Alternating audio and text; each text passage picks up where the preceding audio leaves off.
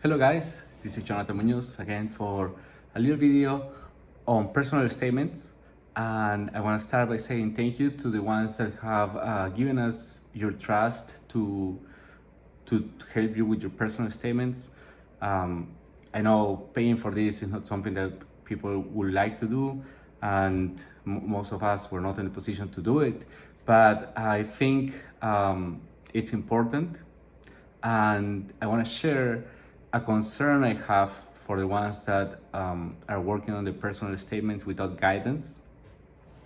Is that I have revised this week about 8 personal statements and work on all of them to fix them and create one of a good one, a one that could catch attention, could meet the what we are looking for a resident in just a quick note.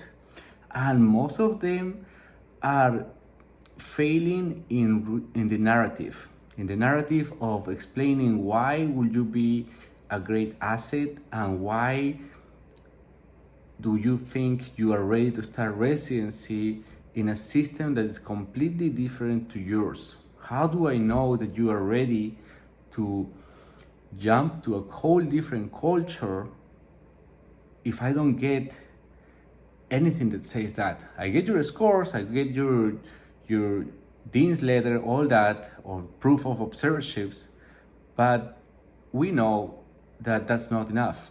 There has to be something written that catches the attention of the person that's going to interview you, that usually just reads the personal statements 5 minutes before meeting you, and then gets an idea of, okay, this person is or is not the right candidate. And so I want to start by saying that a lot of what I've seen on personal statements is too much on tragic stories or tragic situations in their life that motivate their path to medicine. I've seen people taking 3 or 4 paragraphs going around and around the death of a family member, the problems with a child in the family that has something that's terrible, sad situations, but that is not what should be taking the body of your personal statement. It should be part of it because it tells who you are, it makes you a person, but it shouldn't be a big part of it. And you shouldn't take 2 or 3 pages to do a personal statement because no one has time to read 3 pages on a personal statement, seriously. And the other thing is, there's a reason why guidance and professional coaching is available in these circumstances and it's so expensive. It's because most of you are not ready to present a high quality personal statement, curriculum. So you do need to get that. You do need to have someone looking into your papers. And there is a difference in having a friend that is currently working as a doctor or as a resident in the United States to go through your personal statement or CV. First of all, they may not have time and they may just tell you, it's fine, it's just okay, there's nothing for you to fix there, I think it looks good. But unless it's someone that is really related to interview processing or has a good connection to program directors, has participated in leadership programs, then you won't probably get good advice, and it might be a waste of your chances to get into residency. So look for some guidance. There are some that are fairly cheap, and there are some that are very expensive. After all, I just think you should just get a good mixture of your life experiences, your strengths, your your commitment to medicine, and a short end paragraph that says, take me, I promise this, without being too much of a beggar. So I'm gonna share with you how I'm doing these personal statements this week. And it's very simple. Now that I've been doing a couple, several of them, I think I got it down to the way I want to, and have received good reviews. So let me tell you how I do it, and you can have an idea. So I start the first paragraph with how your journey, your story, your path to medicine started. What was that event that got you into medicine? For some, it may be the death of a family member. For some, it may be seeing your dad or your mom that were working as doctors in poor areas and creating an impact on people's lives.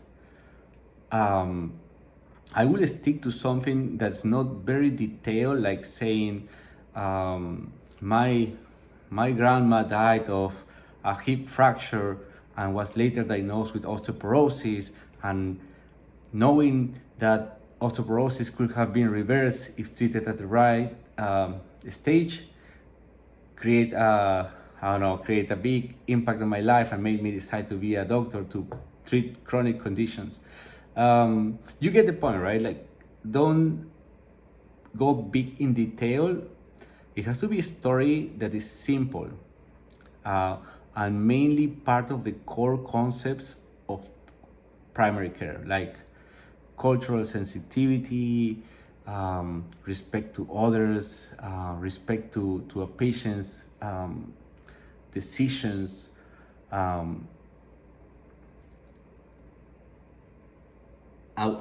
will start with those. Okay, so that would be my first paragraph, telling the beginning of your journey. I would call it like that. Actually, I actually use those words. I start saying my journey begins at the age of X, Y, Z. After seeing my mom died of a heart attack and going through this struggle, blah blah blah. But I try to keep it in one paragraph, 4 lines, with a twist to what did I see in that experience that is core in medicine. So think about it. I cannot go on in detail on that. And then I create a transition paragraph on how, from that experience, I transition into medicine in my country. I don't go in detail on how prestigious is my university, how good I did in X and Y courses. I just finished that. I just transitioned into medical school and acknowledge the people that helped me through the years of medical school and my early years as a practitioner in that country. And then the difficult part is to transition within the same paragraph, why to look to do residency in the United States. And that's going to be the tricky part for most of you. And so see the previous paragraph, the transition to medicine in your country, the in between that line has to lead you to why medicine in the United States. It could have been that